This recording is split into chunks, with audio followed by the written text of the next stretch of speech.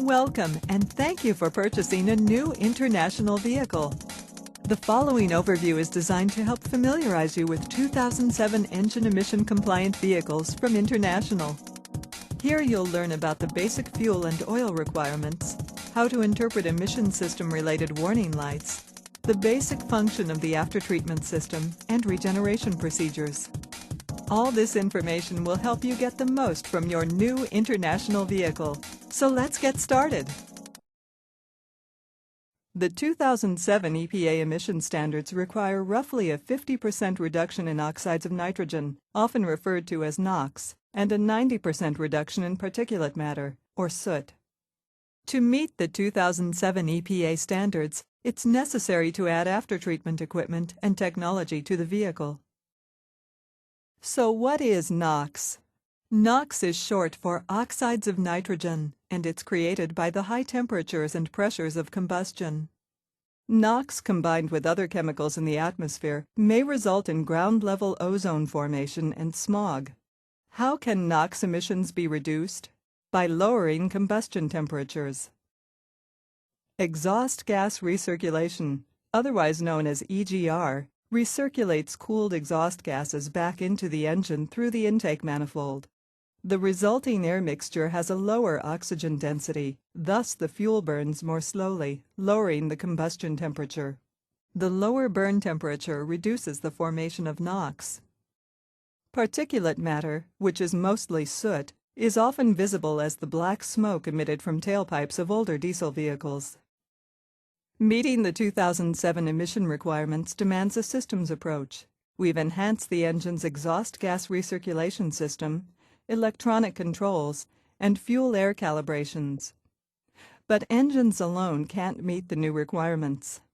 Ultra-low sulfur diesel fuel is a key component. Aftertreatment in the form of a catalyzed diesel particulate filter is also required. New low-ash lube oil will be required for use in all diesel vehicles equipped with a particulate trap. Finally, changes to the vehicle itself are needed. All these systems work together to meet the new 2007 emissions requirements.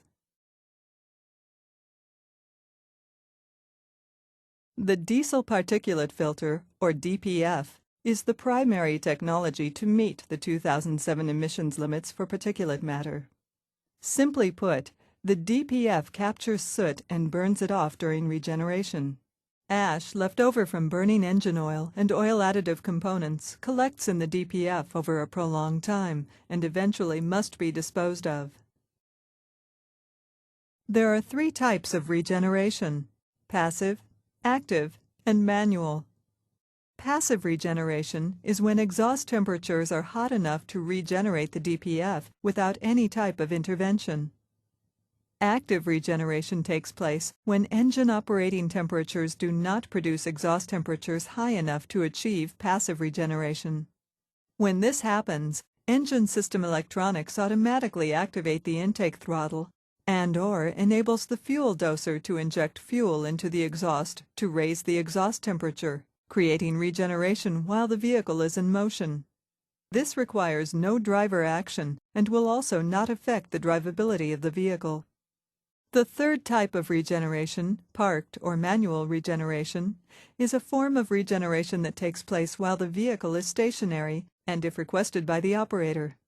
This will be necessary in only a small number of applications.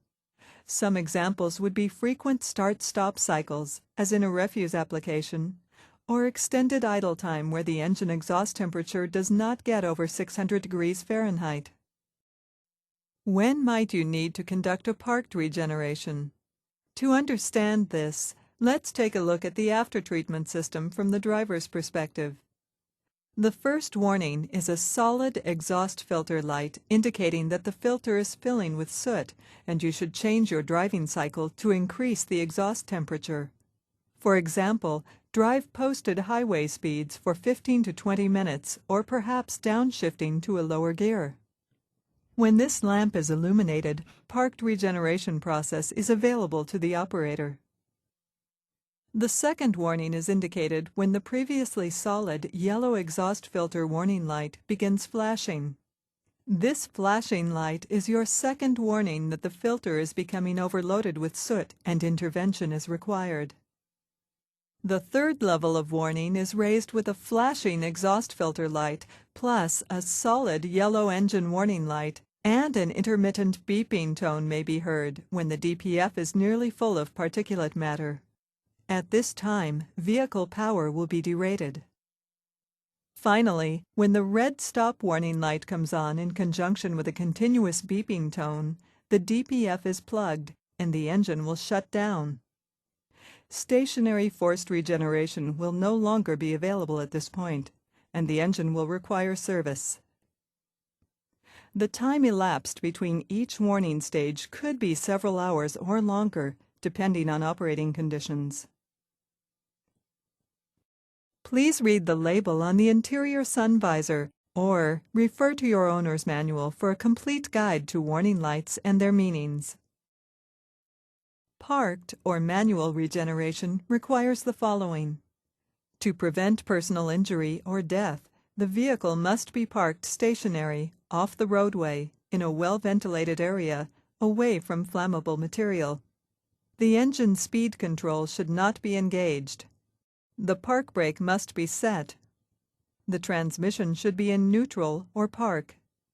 The brake pedal, clutch pedal, and throttle pedal must not be depressed. When these conditions are met, the Parked Regeneration Request button may be pressed to initiate regeneration. The vehicle will go through a regeneration cycle that can last about 20 minutes. When the regeneration cycle is complete, the switch light will go off, engine RPM return to normal idle, and all exhaust filter indicator lights will be off. The vehicle may now be driven normally. The next two pieces of our systems approach to meeting 2007 emission standards involve changes to fuel and lubricating oil. Ultra-low sulfur diesel fuel, or ULSD, has a sulfur limit of 15 parts per million. It's important not to confuse the new fuel with the pre-2007 diesel fuel called low-sulfur diesel, LSD fuel, which has a limit of 500 parts per million. Ultra-low sulfur diesel fuel enables the reliable use of diesel particulate filter aftertreatment. It's important to know trucks with 2007 emissions technology will not function properly without ULSD. Misfueling will harm the DPF over time. Much like leaded and unleaded fuel distinctions in the 1970s, fuel dispenser labels will distinguish between low-sulfur diesel and ultra-low-sulfur diesel. Vehicles requiring ULSD will be labeled at the tank and on the instrument panel. Engine oils must also change to accommodate the 2007 aftertreatment systems. The oil designation for EPA 2007 products is CJ4, low ash content oil, that is required to minimize ash buildup in the DPF. Pre-2007 engines may enjoy the same benefits of using CJ4 oil as the new engines, such as prolonged engine life, advanced soot control, and greater piston cleanliness. It is very important for customers to note that they should never use 500 parts per million low-sulfur diesel fuel in engines with CJ4 low ash oil, as this may lead to accelerated corrosion of internal engine components. In summary, this short program has highlighted the 2007 emission standards, the new aftertreatment systems, fuel and lube oil requirements, and how to interpret the necessary driver interface information you, the operator, need to understand to get the most from this new international vehicle. This concludes our overview of 2007 engine emission compliant vehicles from International. If you have questions, please read the label on the interior sun visor, consult the operator's manual, or simply contact your International dealer.